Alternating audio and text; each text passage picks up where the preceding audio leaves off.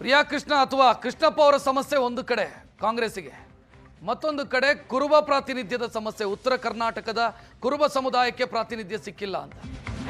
ಇದನ್ನು ಸರಿ ಮಾಡೋದಕ್ಕೆ ಈಗ ಮತ್ತೊಂದು ಪ್ರಯತ್ನದಲ್ಲಿದೆ ಕಾಂಗ್ರೆಸ್. ಉತ್ತರ ಕರ್ನಾಟಕ ಕುರುಬ ಕೋಟದಲ್ಲಿ ಸಿದ್ದರಾಮಯ್ಯ ಅವರ ಆಪ್ತ ಬಸವರಾಜ ಶಿವಣ್ಣನವರಿಗೆ ಮಂತ್ರಿ ಸ್ಥಾನ ಕೊಟ್ಟು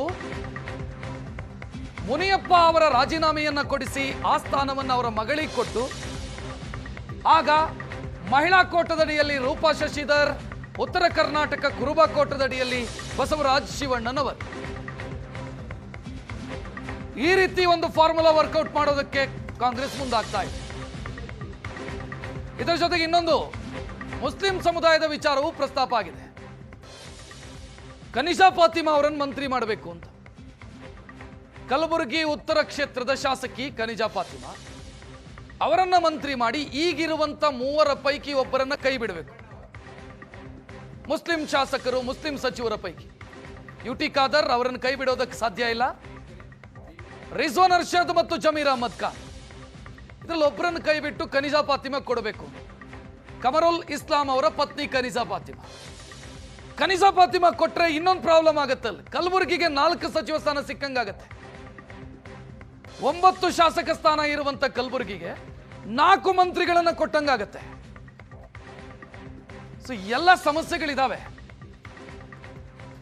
ಹೇಗೆ ಮ್ಯಾನೇಜ್ ಮಾಡುತ್ತೆ ಕಾಂಗ್ರೆಸ್ ಅನ್ನೋ ಪ್ರಶ್ನೆ ಇಲ್ಲಿ. ಇದರ ಜೊತೆಗೆ ಇನ್ನೊಂದು ಸಾಧ್ಯತೆಯ ಬಗ್ಗೆ ಚರ್ಚೆ ಆಗ್ತಾ ಇರೋದು, ಬಳ್ಳಾರಿಯಲ್ಲೊಂದು ಚೇಂಜಸ್ ಆಗತ್ತೆ ಅಂತ. ನಾಗೇಂದ್ರ ಅವರನ್ನ ಬಿಟ್ಟು ಅಥವಾ ಅವರಿಂದ ರಾಜೀನಾಮೆ ಪಡ್ಕೊಂಡು ಅನ್ನಪೂರ್ಣ ಅವರಿಗೆ ಕೊಡೋದು ಅಂತ. ಸಮುದಾಯ ಸೇಮು, ಆದರೆ ಮಹಿಳಾ ಪ್ರಾತಿನಿಧ್ಯ, ಜೊತೆಗೆ ವಾಲ್ಮೀಕಿ ಹಗರಣದಲ್ಲಿ ಆರೋಪಿ ಸ್ಥಾನದಲ್ಲಿ ನಿಂತಿರುವಂತ ವ್ಯಕ್ತಿ ನಾಗೇಂದ್ರ. ಈ ಕಳಂಕದಿಂದಲೂ ದೂರವಾದಂತಾಗತ್ತೆ. ಬಿಜೆಪಿ ಪ್ರತಿಭಟನೆಗೆ ಮುಂದಾಗ್ತಾ ಇದೆ. ಅಧಿವೇಶನದಲ್ಲೂ ಈ ವಿಚಾರವನ್ನು ಪ್ರಸ್ತಾಪ ಮಾಡೋದು ಕಾಂಗ್ರೆಸ್ ಬಿಜೆಪಿ ಖಚಿತ. ಎಲ್ಲ ಸಮಸ್ಯೆ ಬೇಡ ಅನ್ನೋ ಕಾರಣಕ್ಕಾಗಿ ಅನ್ನಪೂರ್ಣ ಅವರಿಗೆ ಕೊಟ್ಟು ನಾಗೇಂದ್ರ ಅವರ ರಿಸೈನ್ ಪಡ್ಕೊಳ್ಳೋದು.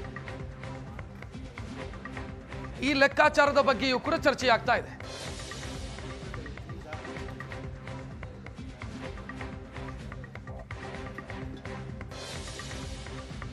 ಮೂರ್ನಾಲ್ಕು ಸಾಧ್ಯತೆಯು ನೋಡ್ತಾ ಇದ್ದೀರಿ ಸ್ಕ್ರೀನ್ ಅಲ್ಲಿ. ಒಂದು, ನಂಬರ್ 1, ಒಕ್ಕಲಿಗ ಸಮುದಾಯದ ಒಬ್ಬರನ್ನ ರಾಜೀನಾಮೆ ಕೊಡಿಸಿ ಅಲ್ಲಿಗೆ ಕೃಷ್ಣಪ್ಪ ಅವರನ್ನು ತರೋದು.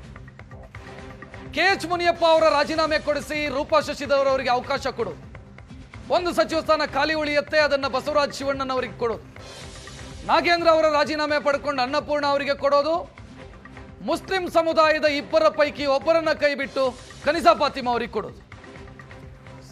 ಈ 4-5 ಸೂತ್ರದ ಬಗ್ಗೆ ಕಾಂಗ್ರೆಸ್ನಲ್ಲಿ ಸದ್ಯ ಚರ್ಚೆ ಆಗ್ತಾ ಇದೆ. ಬದಲಾವಣೆಯ ಮುನ್ಸೂಚನೆ ಇದೆ. ಅದೇ ಕಾರಣಕ್ಕಾಗಿ ಇನ್ನೂ ಪೋರ್ಟ್ಫೋಲಿಯೋ ಹಂಚಿಕೆಯಾಗಿಲ್ಲ, ಖಾತೆ ಹಂಚಿಕೆಯಾಗಿಲ್ಲ ಅನ್ನೋ ಮಾತು ಕೇಳಿ ಬರ್ತಾ ಇದೆ ಕಾಂಗ್ರೆಸ್ ವಲಯದಲ್ಲಿ.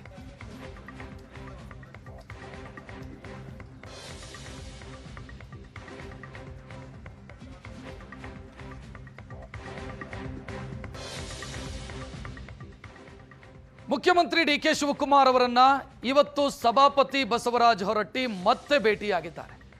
ಭೇಟಿಯಾದಂಥ ಸಂದರ್ಭದಲ್ಲಿ ಏನು ಮಾತುಕತೆ ಆಯಿತು ಅನ್ನುವಂಥ ಎಕ್ಸ್ಕ್ಲೂಸಿವ್ ಡೀಟೇಲ್ ಸುವರ್ಣ ನ್ಯೂಸ್ಗೆ ಲಭ್ಯ ಆಗಿದೆ.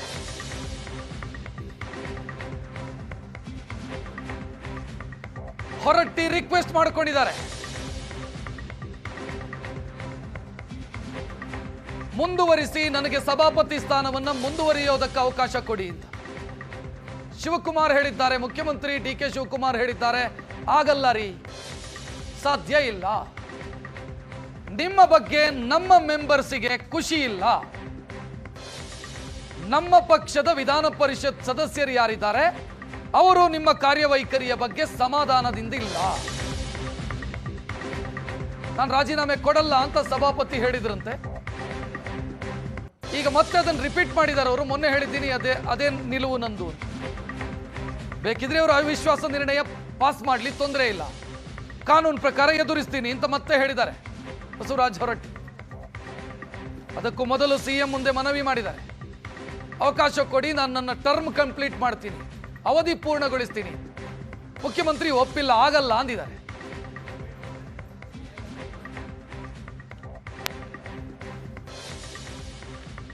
ಸರ್, ರಾಜೀನಾಮೆ ವಿಚಾರದಲ್ಲಿ ಏನಿಲ್ಲ ಇವತ್ತೇನೋ ಅವಿಶ್ವಾಸ ನಿರ್ಣಯ ಮಂಡಿಸ್ತಾರಂತೆ ಸರ್ ನಿಮ್ಮ ವಿರುದ್ಧ. ಗೊತ್ತು, ಮಂಡಿಸ್ತಾರೆ. ನಿಯಮ ಪ್ರಕಾರ ಮಂಡಿಸಿದ್ರೆ ಏನ್ ಮಾಡಕ್ಕಾಗಲ್ಲ, ಕಾನೂನು ಪ್ರಕಾರ ಮಂಡಿಸಿದ್ರೆ ನಾವೇನ್ ಮಾಡಕ್ಕಾಗಲ್ಲ. ಈಗ ಸಭಾಪತಿ ಸ್ಥಾನ ನೀವು ಅವಮಾನ ಮಾಡಿದಾರೆ ಅನ್ನೋ ಮಾತನ್ನ ಬಿಜೆಪಿ ನಾಯಕರು ಹೇಳ್ತಿದಾರೆ ಸರ್. ನಾ ಏನ್ ಹೇಳ್ದು, ಲೆಟರ್ ಹೆಡ್ನೆಲ್ಲ ಮಾಡಿ ಆ ರೀತಿ ಮಾಡಿದಾರೆ ಅಂತ. ನಾ ಏನ್ ಹೇಳ್ದಲ್ರಿ ಅದ್ರ ಬಗ್ಗೆ. ಸರ್, ರಾಜೀನಾಮೆ ವಿಚಾರದಲ್ಲಿ ಏನಿಲ್ಲ ಇವತ್ತೇನೋ ಅವಿಶ್ವಾಸ ನಿರ್ಣಯ ಮಂಡಿಸ್ತಾರಂತೆ ಸರ್ ನಿಮ್ಮ ವಿರುದ್ಧ. ಗೊತ್ತು, ಮಂಡಿಸ್ತಾರೆ. ನಿಯಮ ಪ್ರಕಾರ ಮಂಡಿಸಿದ್ರೆ ಏನ್ ಮಾಡಕ್ಕಾಗಲ್ಲ, ಕಾನೂನು ಪ್ರಕಾರ ಮಂಡಿಸಿದ್ರೆ ನಾವೇನ್ ಮಾಡಕ್ಕಾಗಲ್ಲ. ಈಗ ಸಭಾಪತಿ ಸ್ಥಾನ ನೀವು ಅವಮಾನ ಮಾಡಿದಾರೆ ಅನ್ನೋ ಮಾತನ್ನ ಬಿಜೆಪಿ ನಾಯಕರು ಹೇಳ್ತಿದಾರೆ ಸರ್. ನಾ ಏನ್ ಹೇಳ್ದು.